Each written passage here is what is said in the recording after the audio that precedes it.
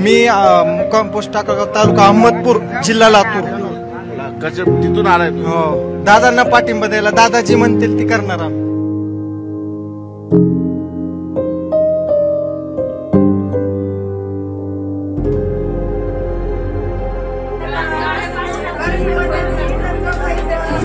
त्यांनी आमच्या अंगावर जरी आले तरी आम्ही जाणार नाही, कारण आम्हाला हा लढा इथपर्यंत आणला. आता आम्हाला याचा शेवट करायचा.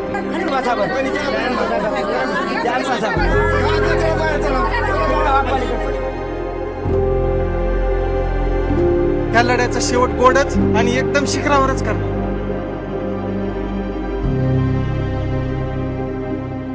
ओबीसीतून मराठा आरक्षणाच्या मागणीसाठी मनोज जरांगे पाटील हे गेल्या 2 वर्षापासून सातत्याने आंदोलन करत आहेत आणि या आंदोलनादरम्यान अनेकांचा आतापर्यंत बळी पण गेलेला आहे.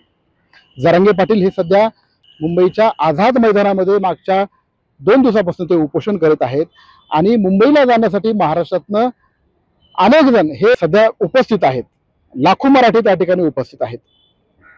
मात्र मुंबईला जाताना जुन्नर येथे एकाचा मृत्यू झाला आणि त्यानंतर काल लातूर जिल्ह्याच्या अहमदपूर तालुक्यातील टाकळगाव येथील विजयकुमार घोगरे या अवघ्या 34 वर्षीय इसमाचा मृत्यू झालेला आहे. हृदयविकाराच्या तीव्र झटक्याने विजयकुमार घोगरे यांचा मृत्यू झालेला आहे. मनोज जरांगे पाटील यांच्या मराठा आरक्षणाला विजयकुमार घोगरे यांनी सुरुवातीपासूनच पाठिंबा दिला होता.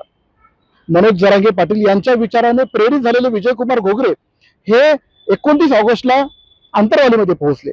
आंतरवालीतनं त्यांनी मुंबईकडे जरांगे पाटील यांच्या ताफ्यासोबतच कूच केली होती. विजयकुमार घोगरे यांच्यासोबत अहमदपूर तालुक्यातल्या टाकळगाव गावातले जवळपास 40 जण होते. काही जण टेम्पोनं, काही जण मिळेल त्या वाहनानं आंतरवालीमध्ये पोहोचले आणि तिथून सगळेजण मुंबईला गेले. मुंबईला गेल्यानंतर विजयकुमार घोगरे यांनी फेसबुकवर पोस्टही टाकली की गुलाल आता आपलाच, मराठ्यांना आता घरात बसू नका, तुम्ही सुद्धा मुंबईला या, अशा आशयाच्या पोस्ट सुद्धा विजयकुमार घोगरे यांनी टाकल्या होत्या. त्याच्यामुळे अनेक जण मुंबईमध्ये जरांगे पाटील यांच्यासोबत खांद्याला खांदा लावून मुंबईकडे कूच केली होती. मात्र दुर्दैवानं काल 30 ऑगस्ट रोजी हृदयविकारच्या झटक्यानं विजयकुमार घोगरे यांचं अकाली निधन झालं. वयाच्या अवघ्या 34व्या वर्षी विजयकुमार घोगरे यांचं निधन झाल्याने त्यांच्या कुटुंबावर अक्षरशः शोककळा पसरली आहे. टाकळगाव या गावामध्ये फक्त 1.5 एकर शेत त्यांचं. वडील चंद्रकांत घोगरे हे आता थकलेले आहेत. 65-70 त्यांचं वय. पत्नी, 2 मुलं, एक मुलगा 7वीला जो पहिल्या वर्गात शिकतो, दुसरा मुलगा 4 वर्षाचा आणि पत्नी, आई, असं एक छोटं कुटुंब टाकळगावमध्ये राहत होतं. मराठा समाजात जन्माला आले असले तरी मोलमजुरी करूनच यांची जीवन हे चालत असे. काही वर्षापूर्वी विजयकुमार घोगरे हे लातूरच्या एका कापड दुकानामध्ये सुद्धा ड्रायव्हर म्हणून काम करत होते. तर अशा पद्धतीने यांचा उदरनिर्वाह चालत होता. 2017 मध्ये विजयकुमार घोगरे यांचं लग्न झालं. अहमदपूर तालुक्यातल्याच ढाळेगाव येथील मनोहर शेकडे यांच्या मुलीसोबत त्यांचा विवाह झाला. अंजली शेकडे यांच्यासोबत विजयकुमार घोगरे यांचा विवाह झाला. विवाहानंतर काही वर्ष व्यवस्थित संसार झाला.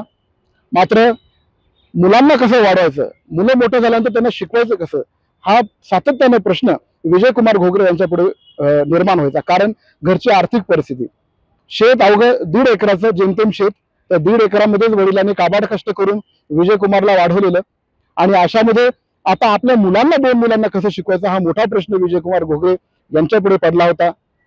कालांतरानं मनोज जरांगे पाटील यांचं मराठा आरक्षणासाठी मोठा लढा त्यांनी उभा केला आणि जरांगे पाटील यांच्या विचारांना प्रेरित होऊन त्यांच्यासोबत खांद्याला खांदा लावून लढायचं असा निश्चय विजयकुमार घोगरे यांनी केला होता.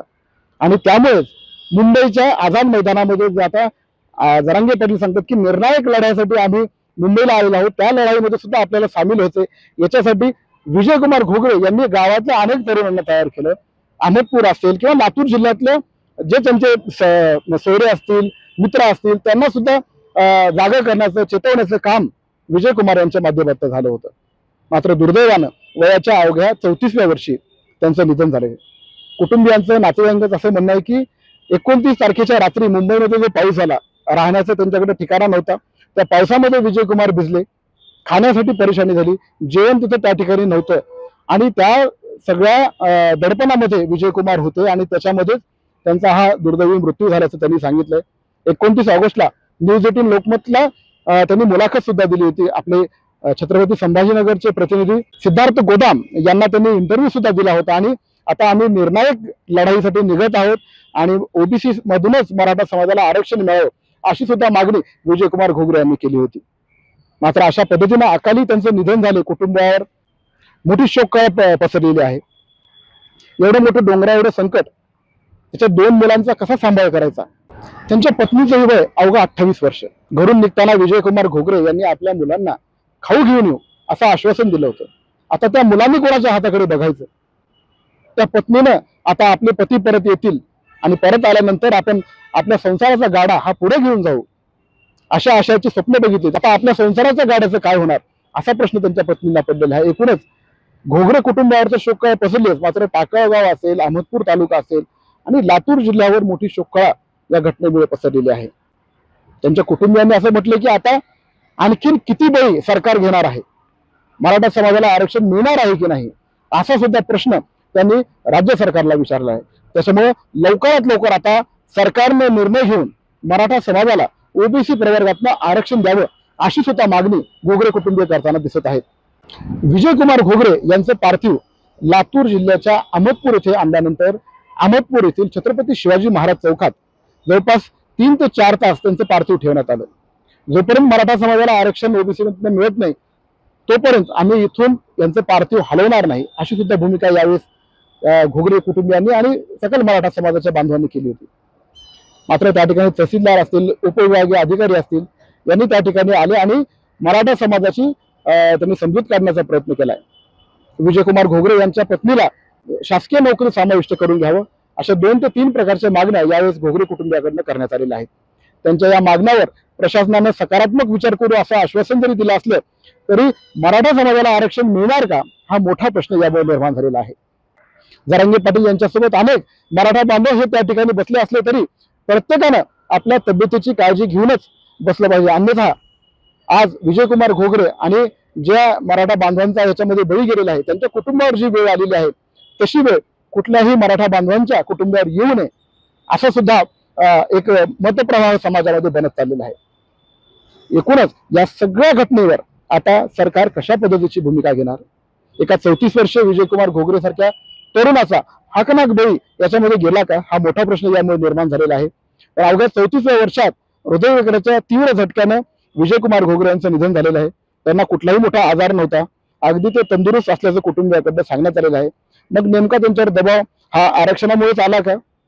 त्या दिवशी त्यांचे जे हाल झाले जेवण नसल्यामुळे किंवा पावसामुळे भिजल्यामुळे राहण्याची व्यवस्था नसल्यामुळे त्यामुळे त्यांचा मृत्यू झाला का असे एक ना अनेक प्रश्न यामुळे निर्माण झालाय. मात्र या प्रश्नामध्ये विजयकुमार घोगरे यांच्या कुटुंबियांचं काय होणार, त्यांच्या आईवडिलांचं, त्यांच्या पत्नीचं आणि 2 लहान मुलांचं काय होणार हा मोठा प्रश्न यामुळे आता निर्माण झालेला आहे. या निर्माण झालेल्या प्रश्नाकडे सर्वच समाजातल्या नागरिकांनी आणि सरकारने सुद्धा आता विचार करण्याची गरज निर्माण झालेली आहे. शशिकांत पाटील, न्यूज 18 लोकमत, लातूर.